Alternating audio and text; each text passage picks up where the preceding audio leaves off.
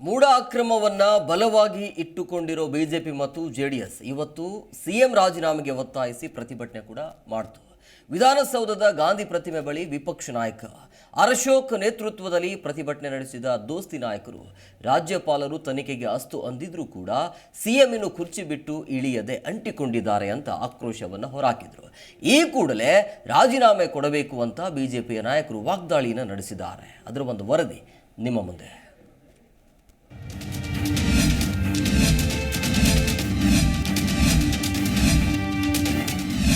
ಸಿದ್ದರಾಮಯ್ಯ ರಾಜೀನಾಮೆಗೆ ಆಗ್ರಹಿಸಿ ವಿಧಾನಸೌಧದಲ್ಲಿ ಕೇಸರಿ ಕಹಳೆ.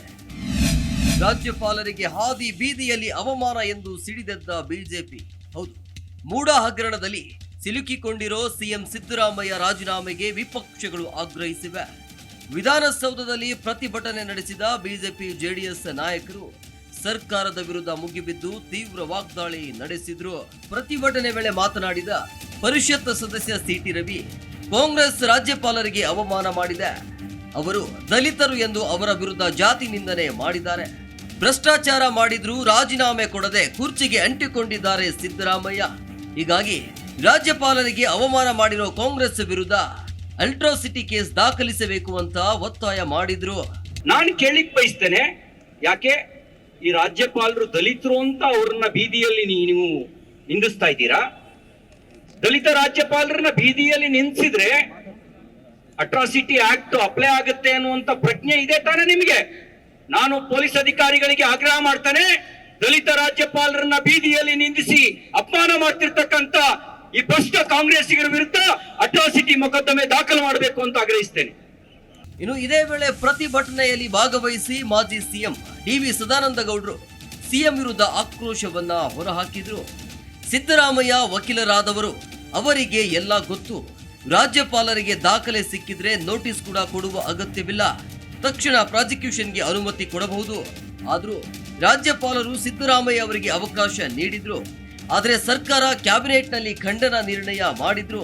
ಹೀಗಾಗಿ ರಾಜ್ಯಪಾಲರು ಅತ್ಯಂತ ಕಾನೂನಾತ್ಮಕವಾಗಿ ನಡೆದುಕೊಂಡು ನಿರ್ಧಾರವನ್ನ ಮಾಡಿದ್ದಾರೆ. ಇದರಿಂದ ಸಿದ್ದರಾಮಯ್ಯ ಗೌರವದಿಂದ ರಾಜೀನಾಮೆ ನೀಡುವುದು ಒಳ್ಳೆಯದು ಅಂತ ಹೇಳಿದ್ರು. ಇನ್ನು ಬಿಜೆಪಿ ರಾಜ್ಯಾಧ್ಯಕ್ಷ ವಿಜಯೇಂದ್ರ ಮಾತನಾಡಿ, ನಮ್ಮ ಹೋರಾಟ ತಾರ್ಕಿಕ ಅಂತ್ಯಕ್ಕೆ ಬಂದಿದೆ. ಆರೋಪ ಬಂದಿರೋದು ಸಿಎಂ ಮೇಲೆ. ಹೀಗಾಗಿ ಈ ಕೂಡಲೇ ಸಿಎಂ ರಾಜೀನಾಮೆ ಕೊಟ್ಟು ಹೊರಡಬೇಕು ಅಂತ ಆಗ್ರಹಿಸಿದ್ರು.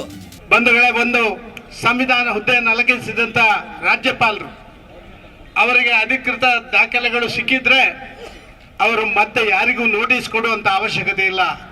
ಫ್ರೈಮ್ ಆಫ್ ಫೇಸಿ ಆ ಎವಿಡೆನ್ಸ್ಗಳು ಆ ದಾಖಲೆಗಳಲ್ಲಿ ಲಭ್ಯ ಆದ್ರೆ ಸೋಮೋಟೋ ಅವರು ಯಾರಿಗೂ ಬೇಕಾದ್ರೂ ಕೂಡ ಈ ಪ್ರಾಸಿಕ್ಯೂಷನ್ಗೆ ಅಥವಾ ಎನ್ಕ್ವೈರಿಗೆ ಆದೇಶ ಮಾಡಬಹುದು. ಗವರ್ನರ್ನ ಮೇಲೆ ಯಾವುದೋ ಒಂದು ಗೂಬೆ ಕೂರಿಸುವಂತ ಕೆಲಸ ಮಾಡಬೇಡಿ. ಸಿದ್ದರಾಮಯ್ಯ ನಿಮಗೆ ಅವಕಾಶ ಕೊಟ್ಟಿಲ್ವಾ? ಎಕ್ಸ್ಪ್ಲನೇಷನ್ ಎಲ್ಲವನ್ನ ಕೊಡಿ ಅಂತ ಅವಕಾಶ ಕೊಟ್ಟು notice ಕೊಟ್ಟಿದಾರಲ್ಲ.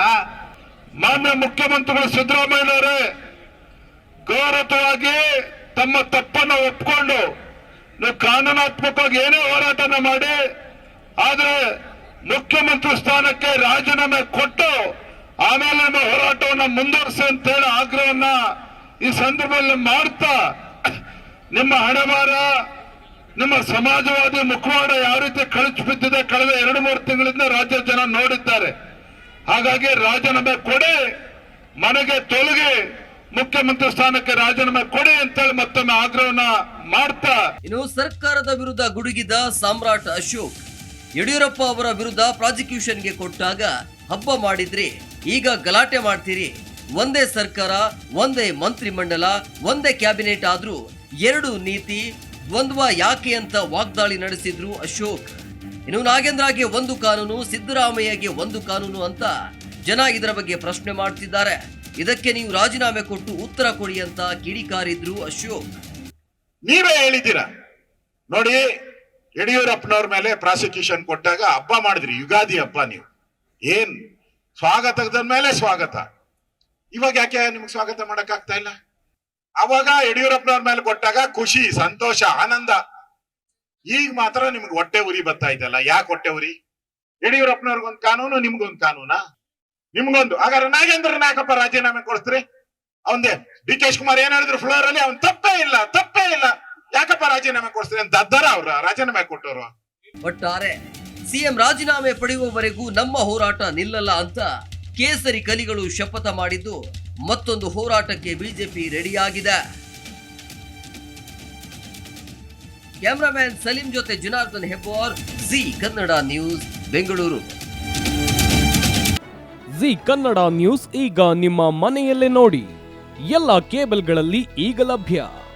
Sun Direct 292, Jio TV 1334, U digital 162, city cable 51, GTPL 17, Abhishek cables 821, rock line telecommunication 51, Shri Basaveshwara number 60, Vinayaka digital number 53, in digital number 896ರಲ್ಲಿ.